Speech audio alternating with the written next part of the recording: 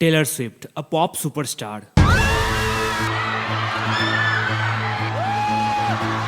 अगर तुम Justin Bieber, Ed Sheeran और एमिनेम की नेटवर्थ को कंबाइन भी कर दो तो भी वो टेलर स्विफ्ट के नेटवर्थ का आधा भी नहीं होगा। She's the first ever artist to attain billionaire status primarily from her music ventures. तो क्या टेलर स्विफ्ट हमेशा से इतने ज्यादा अमीर थे? The answer is no. In fact आज से सिर्फ 5 साल पहले तक उनका नेटवर्थ सिर्फ $350 मिलियन था, जो कि उनके आज के नेटवर्थ का 1/4 भी नहीं है। तो टेलर स्विफ्ट ने आखिर ऐसा तो क्या किया कि सिर्फ 5 साल में वो दुनिया के सभी बड़े म्यूजिशियन से आगे निकल चुके हैं? इसके पीछे टेलर स्विफ्ट ने एक बहुत बड़ी स्ट्रेटेजी यूज की है, जिसके बदौलत आज वो अपने हार्ट ब्रेक्स को $1 बिलियन बिजनेस में बदल दिया है। और यही एक स्ट्रेटेजी की वजह से I feel Taylor Swift is not just a musician but a crazy business woman.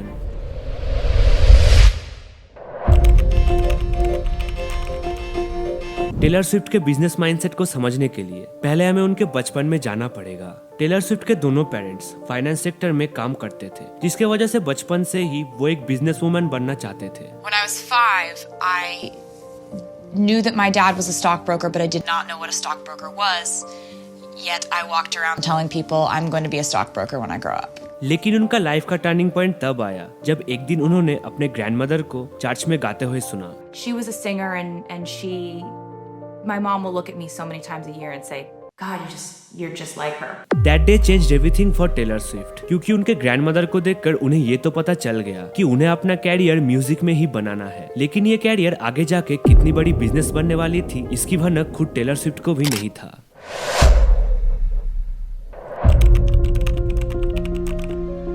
बचपन से ही टेलर स्विफ्ट को पोएम्स और गाने लिखने में काफी मजा आता था, और ऐसा करते करते उन्होंने कवर सॉन्ग्स की एक डेमो सीडी रिकॉर्ड कर ली। My mom would stop in front of a record label and I'd run in and hand them my CD, the receptionist, and I'd be like, "Hi, I'm Taylor. I want a record deal. You can call me." Taylor Swift को काफी उम्मीद थी कि उन्हें कोई ना कोई record label तो जरूर साइन कर लेगी, लेकिन उनकी सारी उम्मीदों पर पानी फिर गया। I think I got a call from someone and they were like, "Just want to let you know we got your CD and we wanted to say keep trying." अब इसके बाद टेलर स्विफ्ट काफी disappointed हो गए, पर उन्होंने हार नहीं मानी। तो अगले 1 साल तक उन्होंने गिटार से सिर्फ ओरिजिनल सॉन्ग्स बनाए, और उन्हीं गानों को लेकर उन्होंने एक बार फिर से रिकॉर्ड लेबल्स को अप्रोच किया। एंड फाइनली काफी रिजेक्शंस के बाद बिग मशीन रिकॉर्ड्स नाम की एक लेबल ने उन्हें साइन कर लिया। Find time to write either in class when the teachers would conduct random notebook checks. You can imagine their surprise when it's algebra on this side of the page and Drew looks at me on the other side of the page. सबको लग रहा था कि वो बस गाने लिख रही है, लेकिन अंदर ही अंदर वो $1 बिलियन एम्पायर की पिलर्स खड़ी कर रही थी।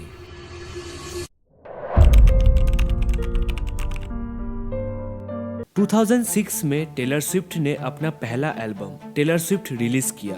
ये एल्बम काफी सक्सेसफुल हुआ, जिसकी वजह से उन्हें लाइव शोज, एल्बम सेल्स और काफी सारे ब्रांड डील्स मिलने लगे, और देखते ही देखते सिर्फ 17 साल की उम्र में उनकी नेटवर्थ $5 मिलियन तक पहुंच गई। टेलर स्विफ्ट को फाइनली अपने मेहनतों का फल मिल रहा था, जिसके वजह से उन्होंने अगले 12 साल में कुल 7 एल्बम्स निकाले, और हर एक एल्बम चार्ट्स पे एकदम टॉप पे था।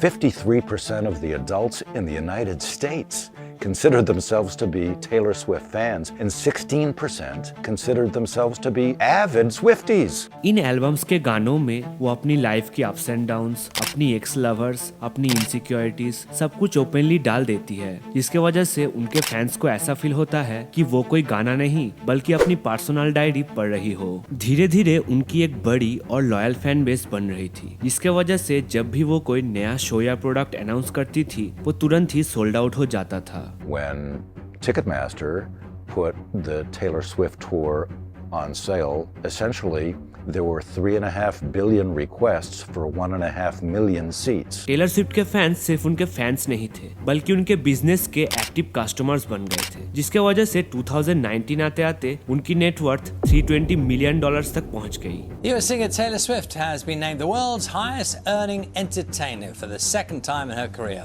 29-year-old टेलर स्विफ्ट इस टाइम पे एक ड्रीम लाइफ जी रहे थे, लेकिन एक दिन एक ऐसा न्यूज आया जिसे सुनकर उनके पैरों के नीचे से जमीन खिसक गई।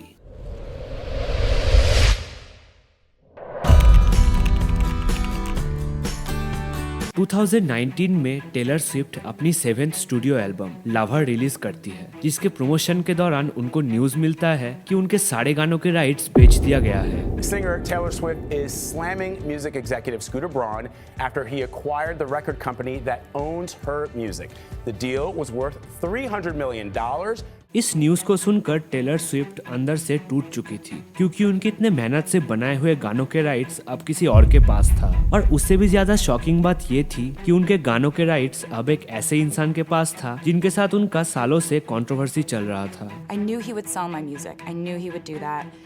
I couldn't believe who he sold it to because we've had endless conversations about Scooter Braun. पर उन्होंने हार नहीं मानी और काफी सोचने के बाद उन्होंने एक ऐसा आइडिया निकाला जिसने म्यूजिक इंडस्ट्री को हमेशा के लिए बदल के रख दिया। And so I just figured I was the one who made this music first. I can just make it again. Taylor ने डिसाइड किया कि वो अपने हर एक गाने को फिर से रिकॉर्ड करेंगे। फैंस ने भी उनको पूरा सपोर्ट दिखाया और पुराने वर्जन्स को बॉयकॉट करके नए वर्जन्स को नंबर 1 बना दिया। टेलर ने जैसे म्यूजिक इंडस्ट्री में एक रिवॉल्यूशन ला दिया था, क्योंकि ऐसा पहली बार हो रहा था कि एक आर्टिस्ट को स्ट्रीमिंग प्लेटफॉर्म से 100% रेवेन्यू मिल रहा है। Taylor Swift's new album is breaking another record. So all 12 songs from The Life of a Showgirl, they take up the top 12 positions right now on the Billboard Hot 100. ये एक genius business move था, जिसके वजह से 2022 के and तक उनकी net worth $800 million हो गई। मगर असली खेल की शुरुआत अब होने वाली थी। 2023 में टेलर स्विफ्ट ने एरास टूर का अनाउंसमेंट किया, जिसने पूरे यूएस इकोनॉमी को हमेशा के लिए बदल के रख दिया। जिस भी सिटी में टेलर स्विफ्ट अपनी कॉन्सर्ट अनाउंस करती थी, वहां के फ्लाइट्स, टिकट्स, होटल्स मिनटों में सोल्ड आउट हो जाता था, जिसके वजह से लोकल इकोनॉमीज को काफी बूस्ट मिल रही थी। और ये सिर्फ यूएस तक ही लिमिटेड नहीं था। Argentina, Brazil, Japan, Australia, UK, Germany, वो जिस भी कंट्री में जाती थी वहाँ के सिटीज के इकोनॉमी को स्काईरॉकेट कर देती थी। That's right. It's not just the concert tickets, it's the travel, hotel, food, plus the Eras outfits, and of course the accessories that everyone wears. The local economist that I spoke with, it's a typical Swiftie will spend about $1,300 per night. ऐसा लग रहा था कि Taylor Swift एक normal pop star से बढ़कर एक larger than life character बन गई है। और इसी वजह से 2024 के एंड तक उनकी नेटवर्थ $1.6 बिलियन पहुंच गई। We want to take a selfie with Taylor. Taylor Swift is now a billionaire. Bloomberg says the pop superstar's total net worth now stands at $1.1 billion. लेकिन टेलर स्विफ्ट के net worth में अभी भी एक missing piece था, जिसे लोग अब तक इग्नोर कर रहे थे।